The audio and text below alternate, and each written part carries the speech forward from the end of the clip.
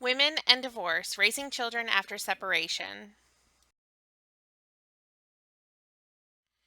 For many women, divorce is a significant challenge.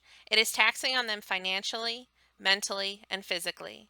Our society is constructed in such a way that women are put at a significant disadvantage following divorce, especially in terms of economics. Even with those women who receive child support, the amount of money given to them is usually less than half of what it actually takes to raise a child, and the amount of child support is typically lower than 20% of the other parent's earnings. The rate at which children adjust to the change in their home situation is directly related to the coping ability and adjustment of their custodial parent. According to the article Single Mothers Following Separation and Divorce Making It Your Own by Brenda Johnson, there are a few factors that affect this adjustment, and they are as follows: emotional unavailability of the parent, the ongoing level of family conflict, the custody and parent's ability to be warm and affectionate, the parent's personal and social support system and home organization, parental perception of financial well being, and presence of additional stressors. Many divorced mothers are already under tremendous stress and pressures just to be the sole breadwinners for their children, and they lack the support or skills necessary to be successful single parents.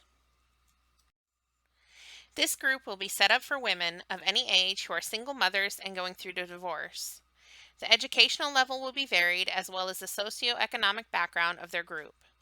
The ethnicity of the group will also be varied, with everyone within the group having their own culture that could positively or negatively affect the outcome. The human service professional will work diligently to speak with the members on cultural sensitivity. The human service professional will also suspend all judgment about the members' personal situations, as each is unique to that individual.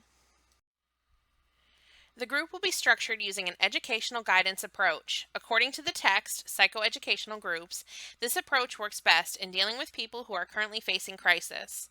In this type of group, getting information to the participants is crucial, such as information on where to find assistance or the best places to look for a job. The focus of the group will be teaching skills on how to best parent and how to help navigate the emotional stresses as a single parent going through or recently being divorced. It is important for parents to have the tools necessary to meet the needs of their children as well as their own. Without the tools necessary to cope or deal with crisis, there is a higher likelihood that there will be more problems in the future. It is important for the functioning and success of the family unit that parents are able to help themselves and their children following a major life shift. The knowledge gained in the group will then be implemented, and there will be a discussion amongst the others on what was successful and what was not. The group would be educated, and then they would use real world applications of the gained knowledge to try and assist them work through the issues they are facing in their real lives. As discussed earlier, it is important to note too that this discussion and support of the members towards each other is important to allowing the other's emotional needs to be met. There is a tremendous amount of good that can be gained from the shared experience with others who are trying to navigate the same life situations that others are going through. The group will be designed with a combination of activities for the members. There will be a mini lecture each session with a discussion and questions at the end. Discussions will be used to try to promote involvement and ownership of the material for the group participants. The focus of the group will be education via the form of lectures, media on navigating parenting stress and during divorce and how best apply those strategies to real life scenarios. At the very end of the group sessions, there will be an open discussion and time for reflection for participants to think about what they have gained from the experience and to reflect on all they have learned and try to apply it in their lives. It will be very important during this time for the group leader to make effective use of silence from members to really be able to reflect on the experience.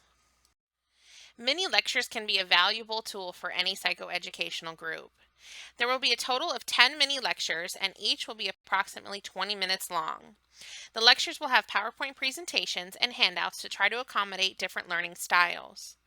Any longer, and the human service professional risks the members losing focus and shifting their attention away from the relevant material. At the end of each mini lecture, there will be a question posed to the group members to reflect upon. This will be a period for questions, and anyone who wishes to share their reflection with the group will be able to do so.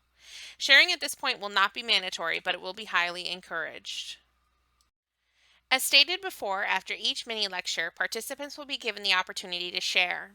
The human service professional will encourage them to share how they feel the material covered will be implemented in their real lives. The group leader will try to use open-ended questions to gauge whether or not they face significant challenges in implementing these strategies learned in their own lives. The group leader will also try to determine the level of possible hesitation faced by the group by their willingness to share and the things that they say when they do choose to share. The evaluations will be both formative and summative. According to the text Psychoeducational groups, formative evaluations are used to make adjustments throughout the course or to adjust the learning for the participants. Before the course begins, it is a good idea to get a general feel as to where everyone is in the divorce process, as well as what they know about divorce and how it affects children. There will be a test given at the beginning of the course to assess what everyone knows and their perceived ideas about divorce and children and divorce. The group leader will use a survey after each mini lecture where they will be asked 5 short questions about how well they felt the material was presented. There will also be a blank writing space where they could add any additional comments or things that they thought went well as possible improvements to each section. This will be completely anonymous. Halfway through the course, there will be a summative evaluation, also anonymous in nature.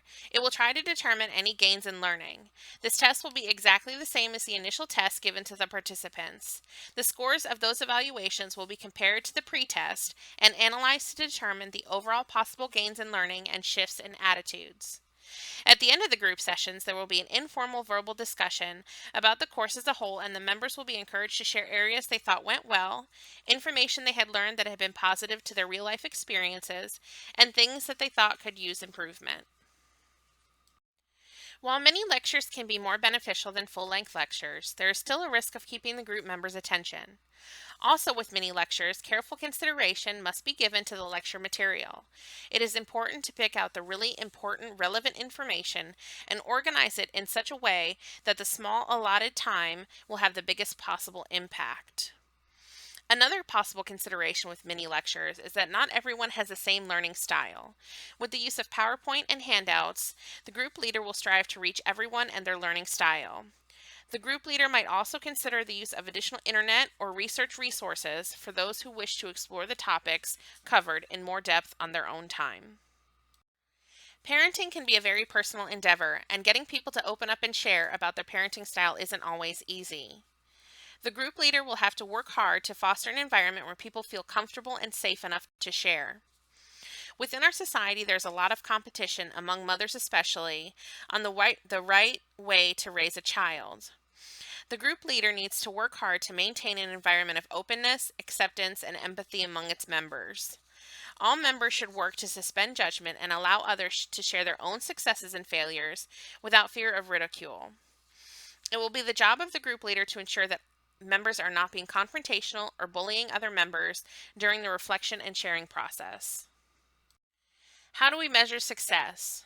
I hope that as the group leader, I would be able to provide clear, concise information to help mothers going through divorce with some ideas and tips on how to help themselves and their children.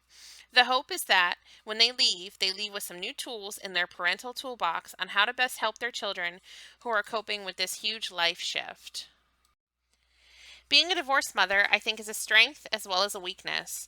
It will be important for me to remain neutral while also being able to share and relate to the group participants. I will have to choose my disclosure appropriately and ensure that I do not lose any professionalism when I do. It is very important to retain the balance between group leader and friend. Also, being a divorced mother, I will have to make sure that I do not get too involved with the personal experiences or stories of the participants. The experience needs to be for them, not for me. I do think that I also have a strong sense of empathy. I've had a lot of experience working with diverse groups of people, and I even spent 4 years living abroad. Living abroad changed my perspective on the whole, and I think that it is invaluable for me in dealing with people as a human service professional.